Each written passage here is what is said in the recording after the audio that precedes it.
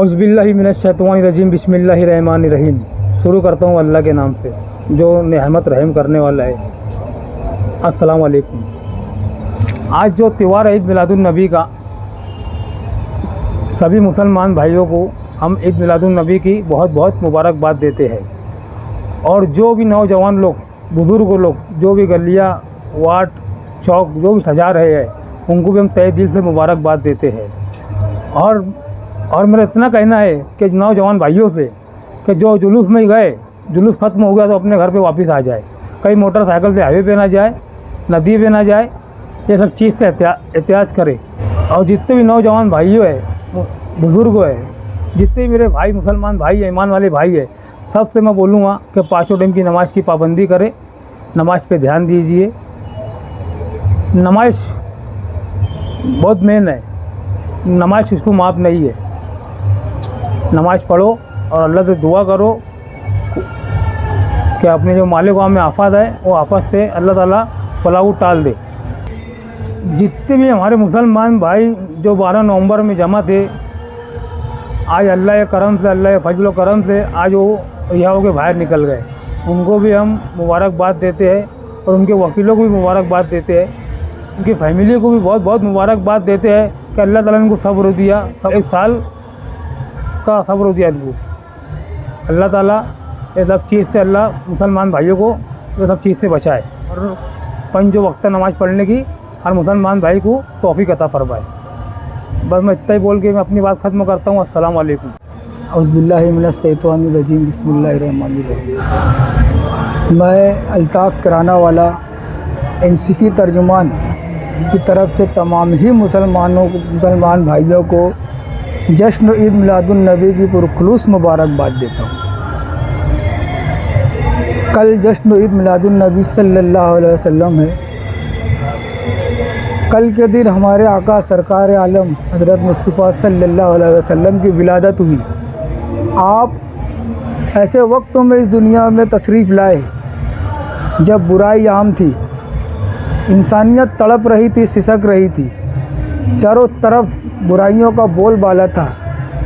ऐसे हालात में आपकी विलादत 12 रबीउल अव्वल को हुई और आपने पूरी दुनिया को इंसानियत का पैगाम दिया। अलबत्ता पूरी दुनिया को जीने के लिए बाकायदा हयात बख्शा। आज भी मुसलमान अगर सुन्नत पर पूरी तरीके से आमादा हो जाए तो आज भी अल्लाह पाक हमें सरबुलंदी अता करेगा।